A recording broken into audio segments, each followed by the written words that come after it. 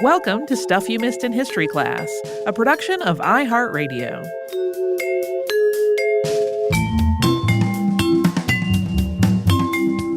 Hello and welcome to the podcast. I'm Tracy V. Wilson. And I'm Holly Fry. Today we are going to talk about Operation Paperclip, which is also known as Project Paperclip.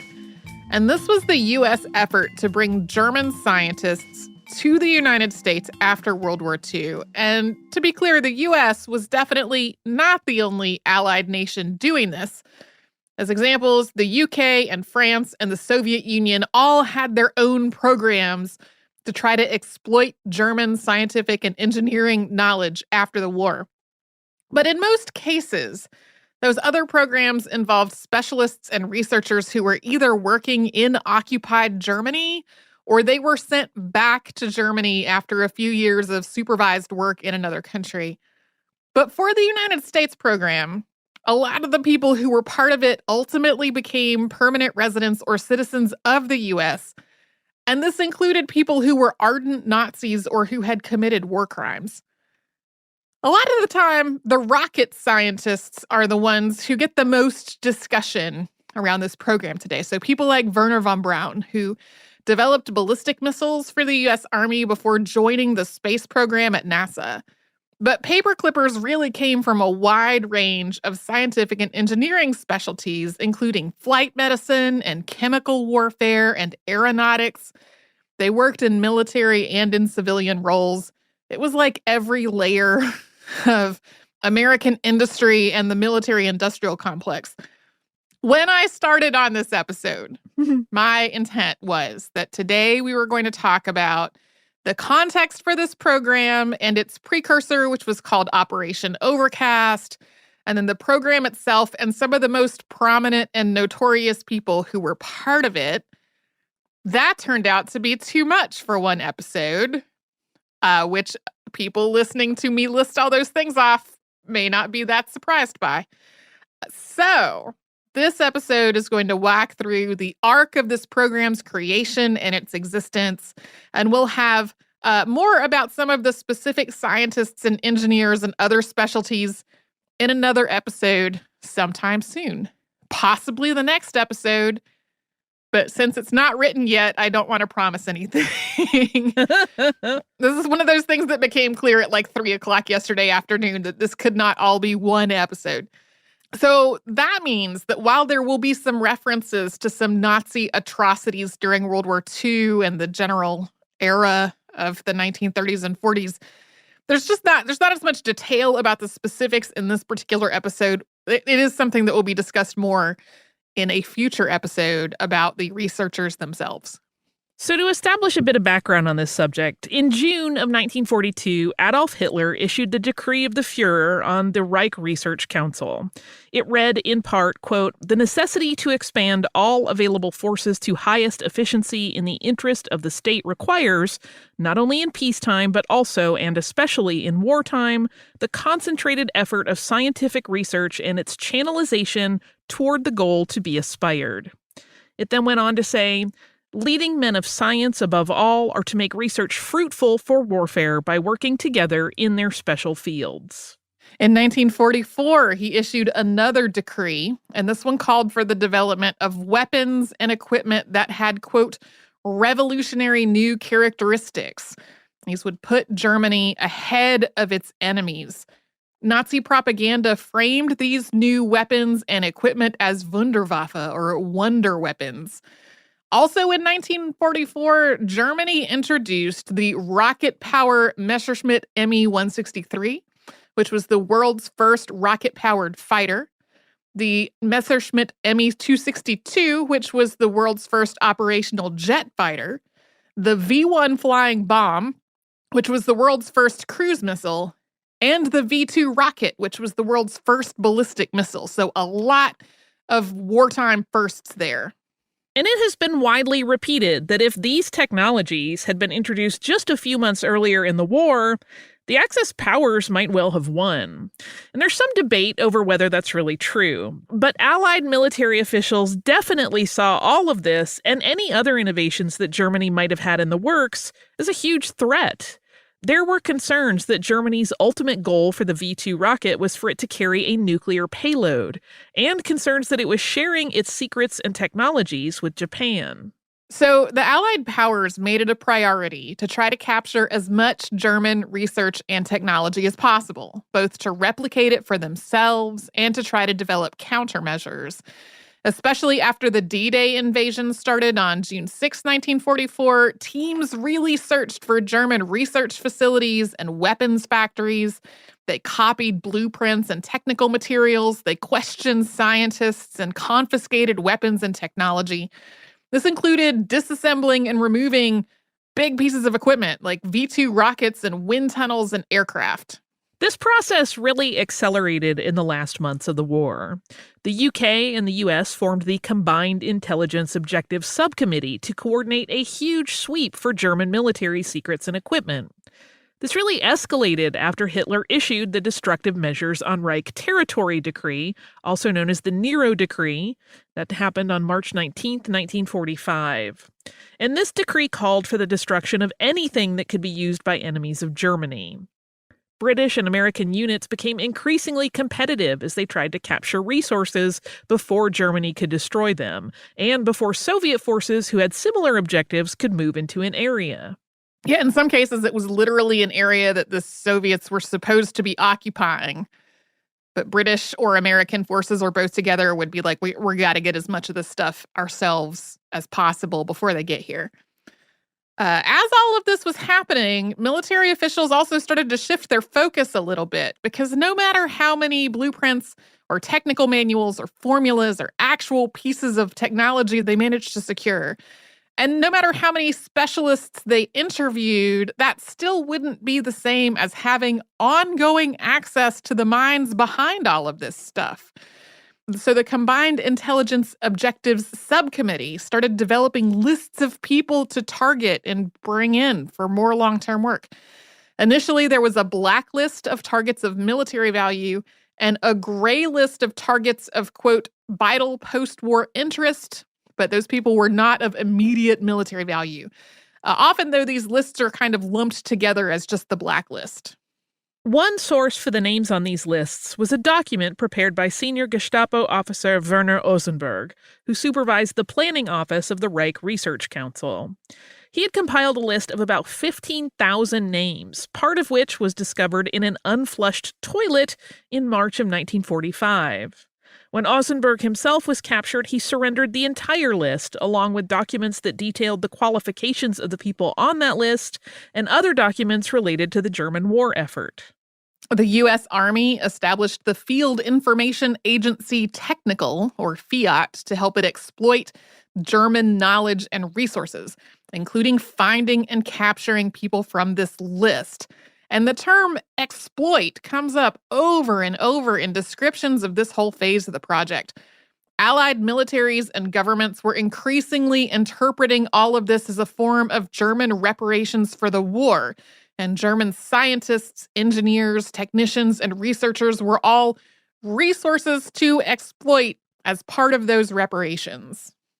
Supreme Headquarters Allied Expeditionary Force had established internment camps for scientists and engineers in Germany and in formerly German-occupied territory. Some of these camps housed hundreds of people, and beyond interrogating them about their work and getting to interpret and explain technical documents, at first, officials weren't quite sure what to do with them. Simply letting people go after they'd been interrogated wasn't really an option. The people who had developed the aircraft, bombs, and chemical and biological weapons for the Third Reich still presented a threat. And then on top of that, the Potsdam Agreement, which was signed in August of 1945, called for the, quote, complete disarmament and demilitarization of Germany and the elimination or control of all German industry that could be used for military production. And that meant that for a lot of these specialists, the industries that they had been working in, as well as other related industries where they might have been able to find jobs, those just would not exist anymore. So it wasn't like they could interrogate someone, release them, keep tabs on them to make sure they were, not doing anything dangerous while they went to some job they had gotten, because those industries they would have worked in no longer were to exist. Although the US and the UK were allies and the Combined Intelligence Objective Subcommittee had been established as a joint effort between the two nations, over time they became increasingly competitive. For example, on April 13, 1945, Colonel Donald L. Putt was led to the Hermann Goering Aeronautical Research Center at Vulcanroad, which had been camouflaged under trees. This secret facility was in an area that was supposed to be under British control, so American forces worked as quickly as possible to secure as much as they could before the British arrived. Yeah, this kind of stuff led to various toe-stepping, basically, from a military perspective, and then the United States having to, work with Britain to say, okay, we took all these V-2 rockets that you were supposed to get access to, so we will work with you to figure out how they work and to launch some so you can see how they work. Some of this was specifically focused on trying to secure information and weapons that could be useful in the war in the Pacific, which was still ongoing. On April 22nd, 1945, the U.S. Army Air Force's Intelligence Service launched Operation Lusty, which stood for Luftwaffe Secret Technology. And that was to secure technical and scientific intelligence that could be used in the war against Japan. The U.S. started copying German munitions that had been used against Britain during the Blitz. By the time Germany surrendered on May 8th of 1945, the U.S. had captured most of Germany's most respected aircraft engineers. 2 days later, Allied forces intercepted the German submarine U-858, which surrendered in Delaware on May 14th. It was carrying civilian engineers to Japan, along with advanced weaponry and supplies, including an entire disassembled aircraft. Among its cargo were 1,200 pounds of uranium oxide. This was most likely meant to be used for aircraft fuel, but it raised fears of the possibility of nuclear weapons development.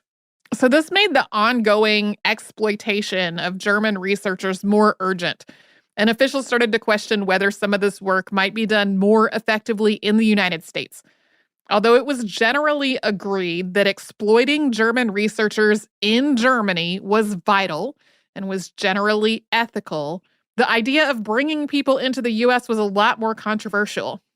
On May 28th, Undersecretary of War Robert Patterson wrote a letter to Admiral William D. Leahy, which read in part, quote, "I strongly favor doing everything possible to utilize fully in the prosecution of the war against Japan all information that can be obtained from Germany or any other source.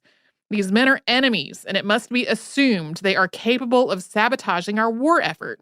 Bringing them to this country raises delicate questions, including the strong resentment of the American public who might misunderstand the purpose of bringing them here and the treatment accorded them."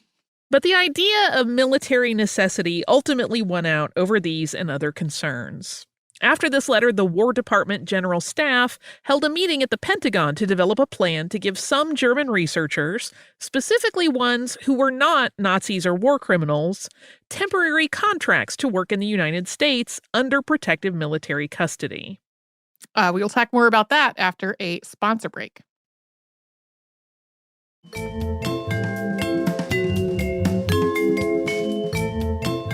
The first project to bring German scientists to the U.S. to work under a temporary contract was called Project Overcast, and it was launched on July 20th, 1945. Under this program, German specialists and researchers would be brought to the U.S. where they would temporarily work under military supervision before eventually returning to Germany. Each person assigned a contract was supposed to undergo a background check to confirm that they were not an ardent Nazi. Like the word exploit, that phrase ardent Nazi is a term that comes up a lot in documents about Operation Paperclip and its related programs. Officials recognized that under Adolf Hitler, Germany had been a single-party dictatorship, and that at least some involvement with Nazism was essentially mandatory for non-Jewish Germans. The researchers who the U.S. saw as the most skilled and important were, of course, seen the same way by the Nazis. So in many cases, they had been targeted for leadership roles and rewarded with honors and awards that were bestowed by the party. Some people who joined the party also did so out of a sense of self-preservation or even opportunism. So, with all this in mind, the general conclusion among American military authorities was that it was just not feasible to restrict anyone who had any connection at all to the Nazi Party. That would leave them with no researchers to exploit. Instead, the focus was on banning ardent Nazis. And ardent Nazis were described as people who had joined the Nazi Party before Hitler declared himself Führer, people who were leaders in the party or in one of its affiliated organizations like the SS or the SA, people who had been convicted in a post-war denazification court, or people who had been accused or convicted of war crimes. This process involved interviews, examining people's records, and confirming that they were not on the Central Registry of War Criminals and Security Suspects. That's also known as the CROCAS list. This list was described as, quote, an unwieldy monster archive. It was often vague, it was full of undocumented allegations, there was a lot of hearsay. But in terms of the people conducting these background checks, it became a useful checkoff to say this person was not a suspected war criminal. This program, Operation Overcast, grew really quickly. It expanded to include a huge assortment of government and military programs and their associated acronyms. There were a lot of, every book that I read on this had just a list of acronyms at the beginning and what they all stood for. The Joint Intelligence Objective Agency, that is abbreviated JIOA and usually said JOA, was created as part of the Joint Chiefs of Staff during this expansion. And this agency directed this whole operation and brought about 1,600 German and Austrian scientists, engineers, and researchers to the U.S. between 1945 and 1970. The Office of Strategic Services and the Joint Intelligence Committee were involved in this as well. Japan formally surrendered on September 2nd, 1945. But even though that ended the war, the effort to bring German scientists to the U.S. continued. By January of 1946, 160 German specialists had been brought to the United States. 115 of them were rocket specialists, including Wernher von Braun. And the program got bigger and broader from there.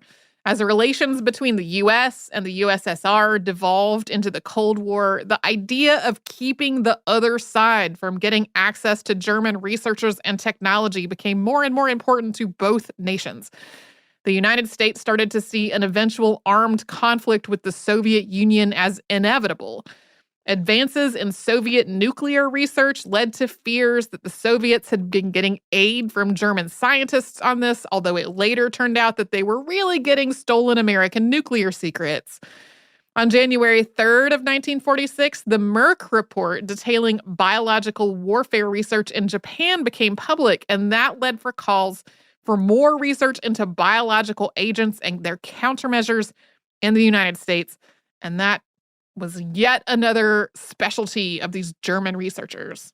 In March of 1946, Project Overcast expanded. It shifted from a limited number of people with temporary contracts working under military supervision to between 800 and 1,000 specialists who would be offered long-term residency in the U.S. and even citizenship. Since this was no longer intended as a temporary assignment, the researchers' families would be permitted to enter the U.S. permanently as well. This was a whole process where Germany was being denazified. Like, people with Nazi ties were being pulled out of leadership positions in all of these different industries and all of these different contexts. But some of the same people were being brought to the United States and offered U.S. citizenship. So by this point, some of the scientists' families who were being housed at a camp in Germany had started calling that camp Camp Overcast, and that prompted this project's name change to Operation Paperclip, or Project Paperclip, depending on the source that you're looking at. That name came from the paper clips that were used to discreetly flag the files of candidates whose backgrounds were potentially too damning for them to be allowed into the United States. In August, Secretary of State Dean Acheson sent a top-secret memo to President Harry Truman requesting his approval of the interim exploitation of German and Austrian specialists under Project Paperclip. The document Truman approved included the text of State War Navy Coordinating Committee Document 257/22, which outlined a revised version for the expanded Paperclip program that had been launched in March. This read in part, quote, persons proposed to be brought to the U.S. hereunder shall be screened by the commanding general, U.S. FET, on the basis of available records. No person found by the commanding general, U.S. FET, to have been a member of the Nazi Party and more than a nominal participant in its activities, or an active supporter of Nazism or militarism shall be brought to the U.S. hereunder. However, neither position nor honors awarded a specialist under the Nazi regime solely on account of his scientific or technical ability will in themselves be considered sufficient to disqualify a specialist for evacuation to the U.S. hereunder. Where there is doubt as to the qualification of a specialist under the preceding sentence, the commanding general, U.S. FET, may transport the specialist to the U.S., where further interrogation and screening shall be conducted immediately in order to determine such qualification. Before October of 1946, the State Department had been pre-approving Project Paperclip candidates before they left Europe. But after that point, the process shifted so that the Immigration and Naturalization Service Commissioner handled them in the U.S. This dropped the State Department pre-clearance requirement, which was required by law. In occupied Germany, the Office of Military Government U.S. kept security dossiers on all of the candidates, but also withheld the most damaging information on many high-profile candidates. Documents that were declassified in the 1970s and afterward revealed that reports on individual candidates were revised to basically whitewash their backgrounds. Yes, some of these revisions were really dramatic. That sort of went from, draft one, the first thing in somebody's file, being like, this person is a dangerous Nazi. And then later on being like, this person had no more than a nominal involvement in the Nazi Party. So even though this whole project had started with a lot of assurances that it absolutely would not involve ardent Nazis, in the end, paperclippers included people who had worked directly with Adolf Hitler, Heinrich Himmler, and Hermann Goering. Some had been officers in the Nazi Party or in the SS or the SA. Some stood trial at Nuremberg or faced other war crimes trials. In some cases, people's backgrounds were so egregious that they were giving contracts to work for the U.S. military, but they did that work while still living in Germany.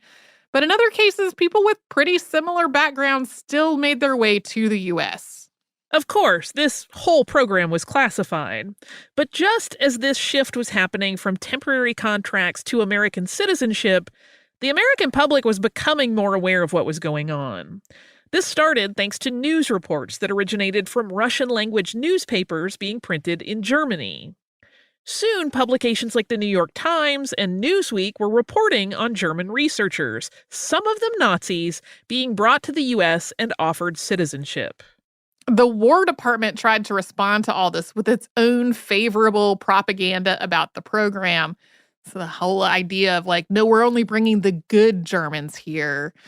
Interviews with hand-picked scientists who were doing relatively neutral and wholesome-seeming work.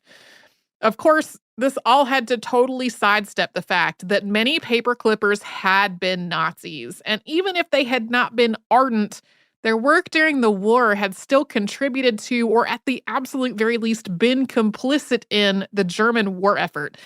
This work had been involved in the deaths of Allied personnel and the widespread atrocities of the Holocaust. There had been critics of this program within the government and the military from the beginning. For example, Samuel Klaus was an attorney with the State Department and had been chosen to represent the State Department with JOA. He had argued strongly against the program since he first became involved, pointing out that the United States was giving Nazis the chance for American citizenship while denying that chance to refugees and displaced persons who had been persecuted and harmed by the Nazi regime. Thanks in part to Klaus's role, the relationship between the State Department and the military became incredibly adversarial during this program, and he wound up being targeted during the Red Scare. Yeah, he made a lot of incredibly strident criticisms of all of this. He was eventually moved off the project. Aside from his well-argued criticisms of all of this, he apparently was also kind of a tricky person to work with and rubbed a lot of people the wrong way in this and many other contexts. So he seems like kind of a tangle. After these reports, though, there was a lot of vocal criticism of this program from the public as well. On December 30th, 1946, the Council Against Intolerance in America sent a telegram to President Truman, which read, quote, "As American citizens permit us to express our profound concern over reports that Nazi scientists have not only been brought to this country by the United States Army for research projects, but that their families are to follow them and that they may be permitted to remain here permanently. We hold these individuals to be potentially dangerous carriers of racial and religious hatred. Their former eminence as Nazi party members and supporters raises the issue of their fitness to become American citizens or hold key positions in American industrial, scientific, and educational institutions. If it is deemed imperative to utilize these individuals in this country, we earnestly petition you to make sure they will not be granted permanent residence or citizenship in the United States, with the opportunity which that would afford of inculcating these anti-democratic doctrines which seek to undermine and destroy our national unity." That telegram was signed by about 40 people, including Albert Einstein, A. Philip Randolph, and Rabbi B. Benedict Glaser. Eleanor Roosevelt and Albert Einstein worked together to vocally oppose the program. Other organizations that spoke out against it included the NAACP, the Society for the Prevention of World War III, and the Federation of American Scientists, whose statement described the program as, quote, "an affront to the people of all countries who so recently fought beside us, to the refugees whose lives were shattered by Nazism, to our unfortunate scientific colleagues of former occupied lands, and to all of those others who suffered under the yoke these men helped to forge." From there, Operation Paperclip continued to make some pretty astounding headlines that were honestly pretty embarrassing to the authorities who were behind it. We'll talk about some of these things more in this upcoming, not yet written episode of the show. On March 9th of 1947, Drew Pearson wrote an article for the New York Times that alleged that Carl Crouch had been offered a paperclip contract while incarcerated at Nuremberg, where he was awaiting a trial for war crimes. Crouch was ultimately convicted of enslavement and crimes against humanity. Project Paperclip wrapped up in September of 1947, but German scientists were still brought into the U.S. after that point. We're going to talk more about that after a sponsor break.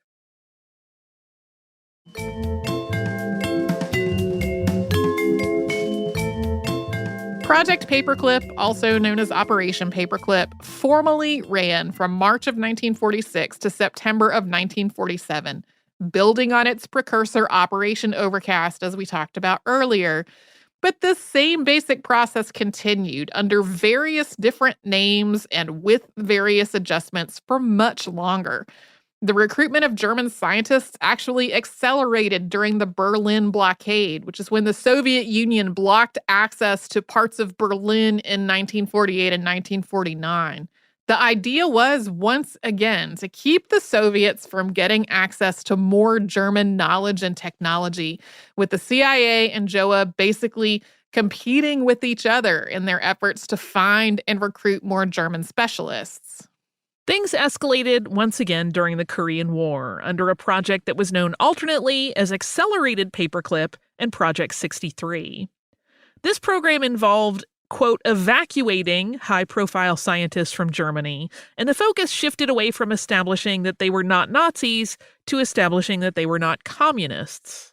Recruits during this particular period included Walter Schreiber, who had been the Surgeon General under the Third Reich, and he was hired to work at the U.S. Air Force School of Aviation Medicine.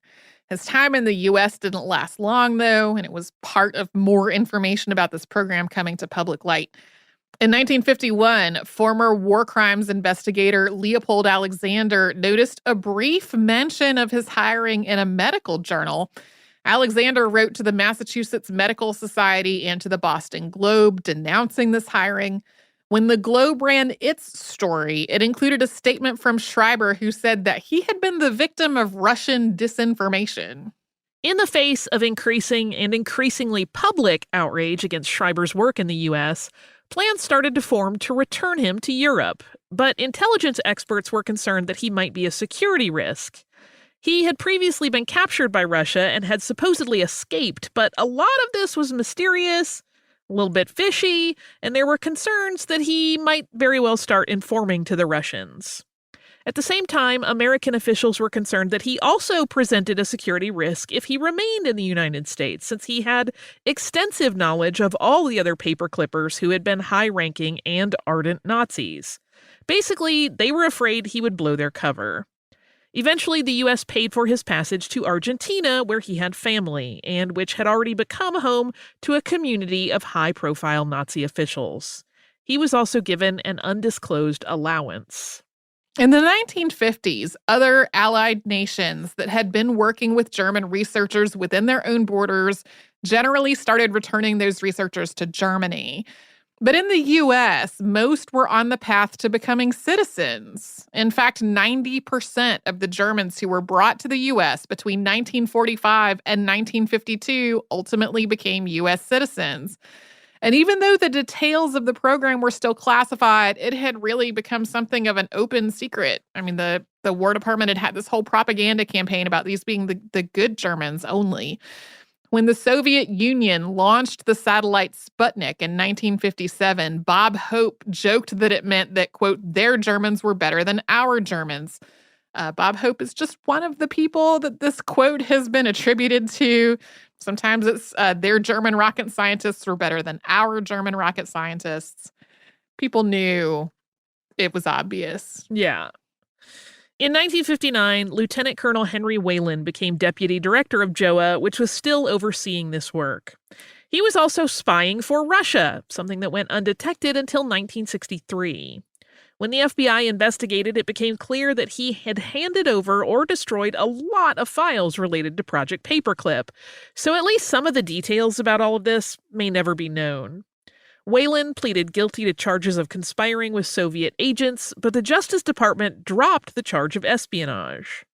By the time Whalen's espionage was uncovered, JOA had actually been disbanded. That happened in 1962. And a few years after that, people started combing through the details of what had happened during and after the war. The first book on Operation Paperclip to come out of this work was Clarence Lasby's Project Paperclip, German Scientists in the Cold War, which was published in 1971. At that point, though, most of the documents related to the program were still classified, and Lasby's general conclusion was that authorities had screened everyone, but that a few ardent Nazis had unfortunately managed to evade detection. Criticism of the paperclip program and its successors had been ongoing through all these years, but public interest reached another peak in 1978 after NBC aired a miniseries on the Holocaust. In 1980, Eli Rosenbaum, who was a student at Harvard Law, was browsing through a bookstore. He picked up both Dora, the Nazi concentration camp where modern space technology was born and 30,000 prisoners died, by Jean Michel, who was imprisoned at the camp, and The Rocket Team, which traced the history of the V-2 rocket. And in reading these books, he connected the V-2's development with the use of slave labor from the concentration camp. So when Rosenbaum finished his law degree, he got a job at the Department of Justice in the Office of Special Investigations. The OSI had been established in 1979 to investigate and prosecute Nazi war criminals who were living in the U.S. Rosenbaum convinced the head of the OSI to open an investigation into paperclipper Arthur Rudolph, who designed the Saturn V rocket and had been a big part of the V-2 development team.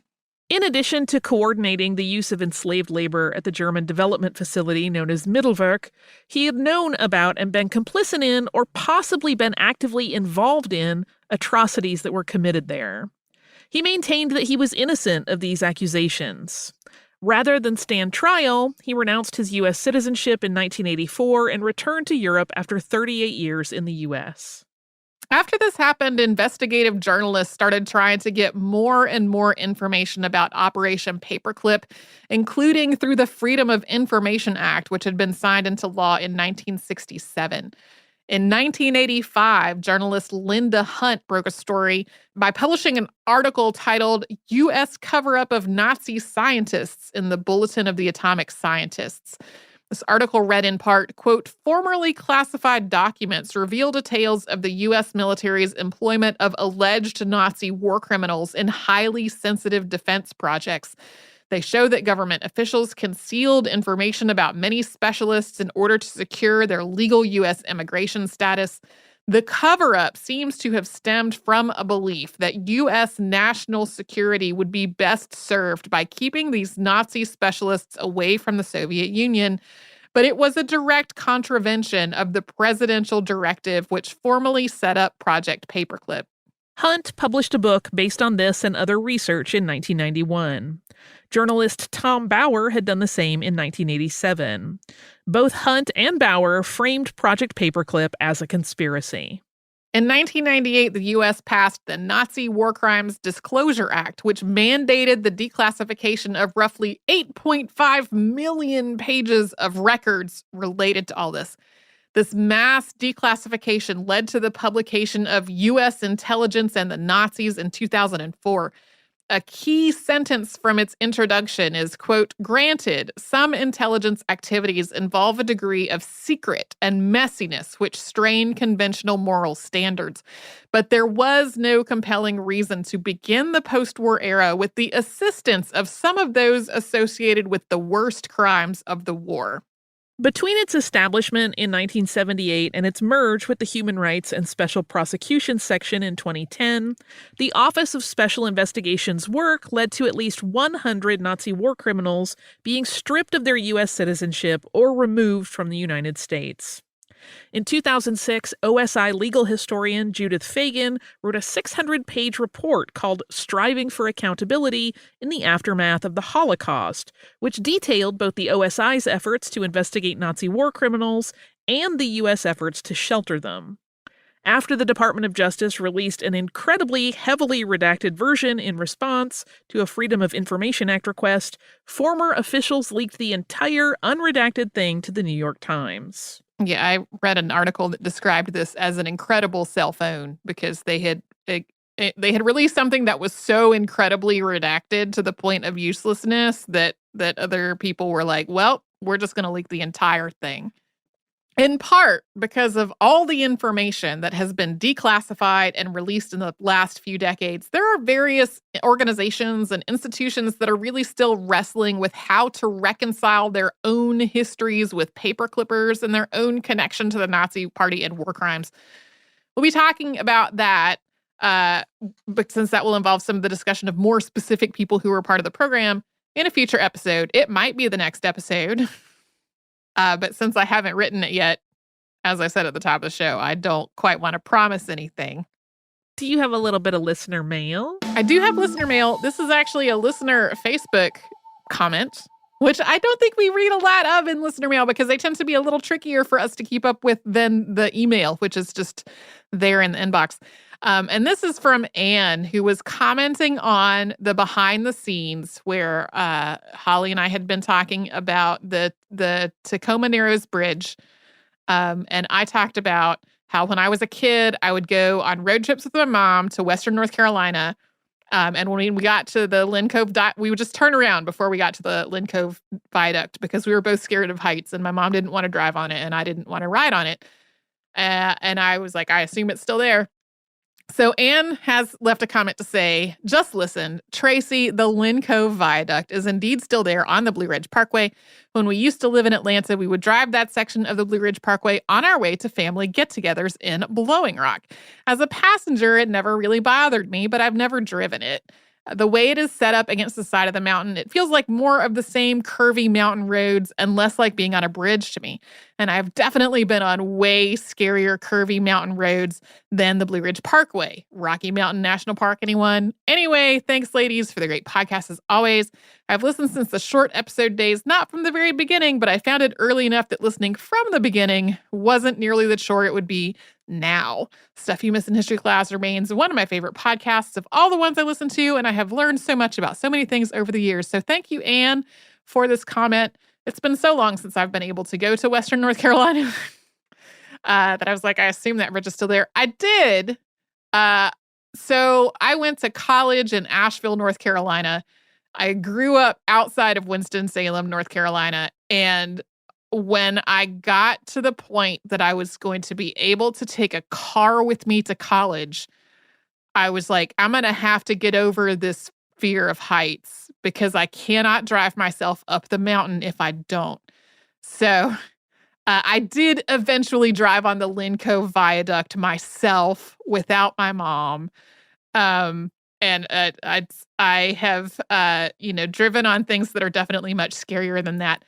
Weirdly, one of them was going to a thing that used to happen once a year called Max Fun Con, which was held in Lake Arrowhead, California, which involved driving on a road that felt like a lot like driving up the mountain on I-40 to go to Asheville from points east of there, except it would go on a lot longer. And so the first time that I was going to go there, I had kind of asked people like, how scary is this drive? And they're like, oh, it's not that bad. And as I was driving up there, I was like, oh, this just feels just like driving on I-40. But it just kept going. And there was one of those low-lying cloud days. And at some point, I got above the cloud and was able to see down it. And that's when I was like, oh, this is a little higher than I might like to be right now. I can understand that. So anyway, thank you, Anne, for this comment. If you would like to write to us about this or any other podcast, we're at historypodcast@iheartradio.com. We're all over social media at Missed in History. That's where you'll find our Facebook and Twitter and Pinterest and Instagram. Even though we don't read Facebook comments on the show very often, we do see them when people leave them. We don't really see the ones that people leave on our website, though. It's a thing we don't have the power to turn off if folks leave comments there. You can subscribe to our show on the iHeartRadio app and anywhere else you get podcasts.